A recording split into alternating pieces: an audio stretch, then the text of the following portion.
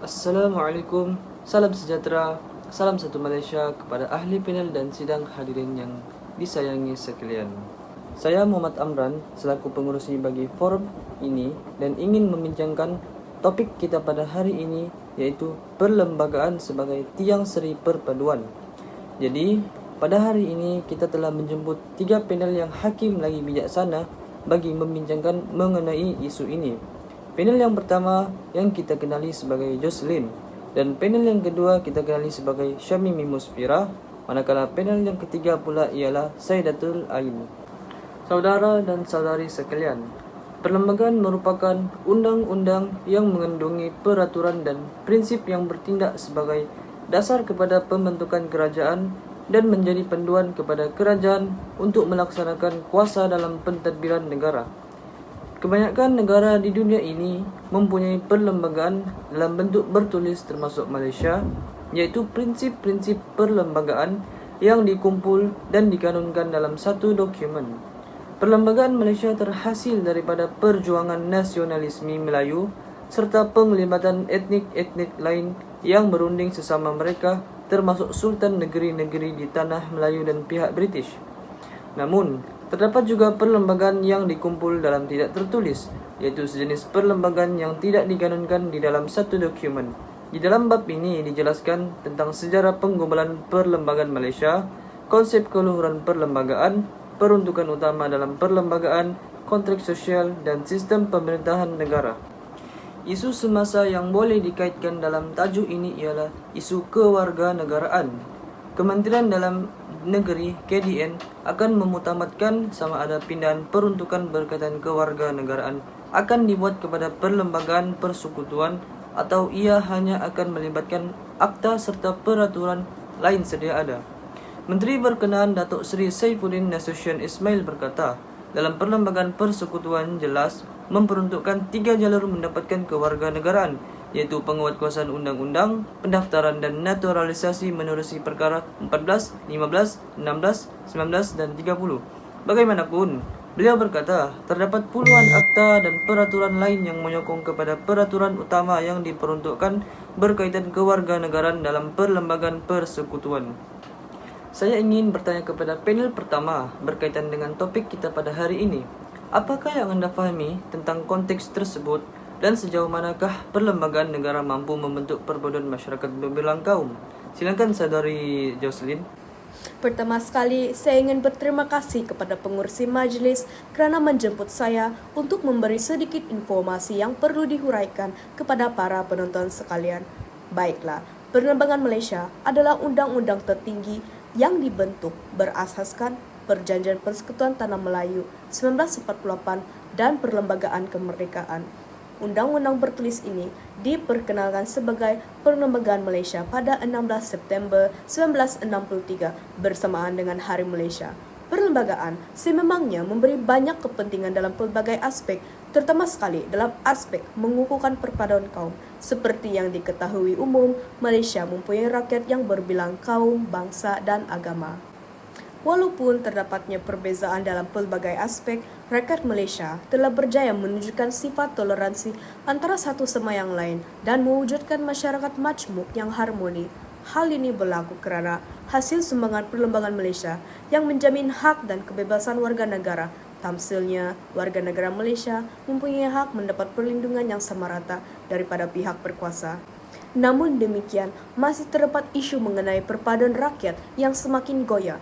Terdapat laporan kenyataan Datuk Husamuddin pada 10 Januari 2020, iaitu isu hiasan tanglung di sebuah sekolah diprotes dan 7 orang menteri, termasuk Timbalan Perdana Menteri Datuk Seri Wan Azizah Ismail, terpaksa turun ke sekolah untuk mempertahankan tanglung. Apa yang disampaikan oleh Datuk Husamuddin Yaakob dalam laporan ini adalah beliau mengingatkan kerajaan bahawa jika isu-isu perkauman dan agama tidak ditangani dengan berkesan, ia boleh menghancurkan Malaysia.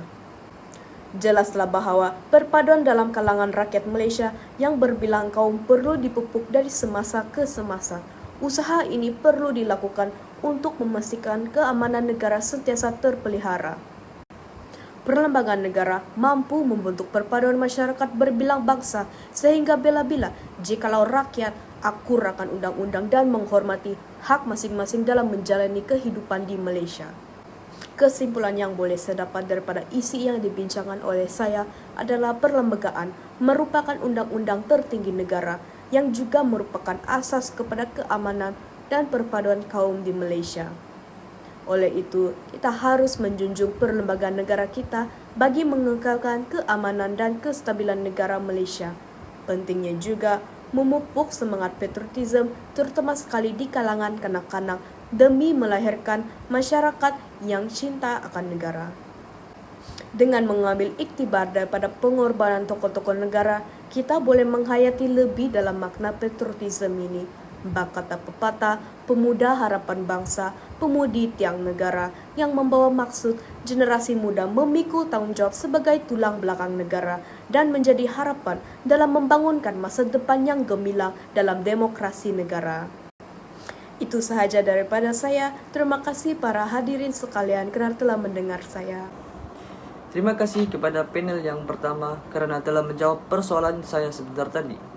Seterusnya, saya akan mengaju soalan kepada panel yang kedua, iaitu Syamimi, mengenai bahasa Melayu dipinggirkan dan hanya dalam perlembagaan. Silakan saudari. Terima kasih saudara pengerusi Majlis Encik Amran, sidang hadirin sekalian dan ahli panel yang dihormati. Sungguh menarik persoalan yang diajukan oleh saudara pengerusi tentang pengenalan tajuk kita pada hari ini, iaitu konsep perlembagaan sebagai tiang seri perpaduan.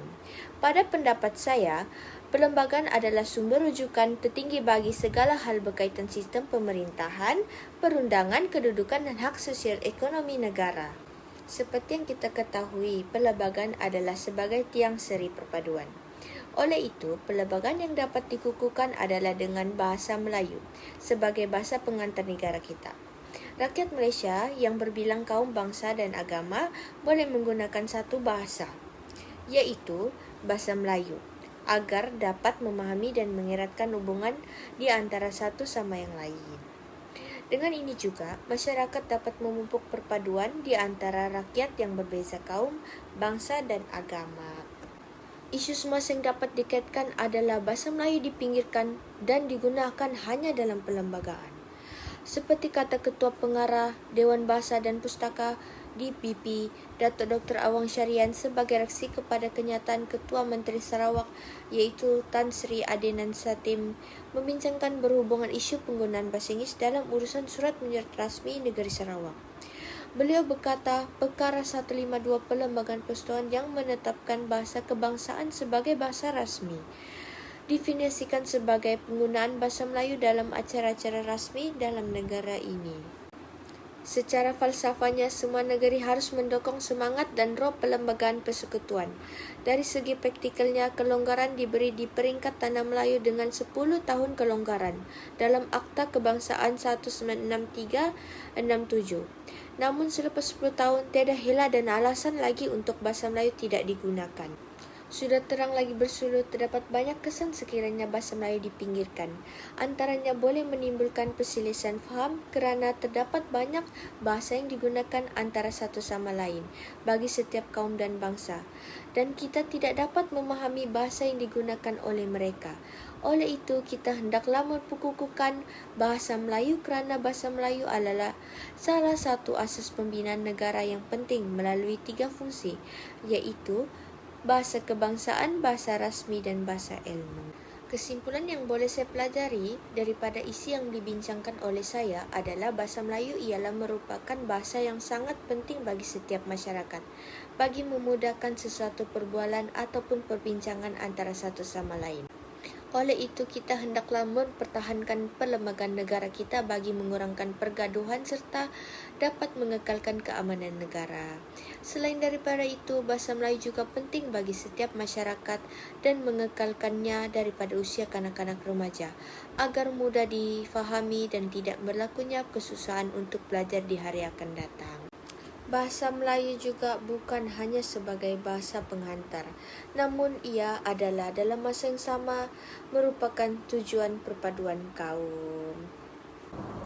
Sebentar tadi, kita sudah mendengar daripada panel kedua membincangkan tentang isu-isu bahasa Melayu. Namun, kita masih bertanya-tanya tentang perbincangan panel kita yang terakhir tentang kedudukan istimewa orang Melayu dan Bumi Putera Sabah dan Sarawak. Kita minta penjelasan yang lebih jelas. Silakan Saudari Saidatul. Terima kasih Saudara Syamimi. Saya sangat tertarik dengan perbahasan yang dilontarkan oleh Saudari Syamimi sebentar tadi. Pada pandangan saya pula, perlembagaan merupakan asas utama kepada pembentukan sesebuah negara yang berdaulat dan NBSP, iaitu keselamatan negara.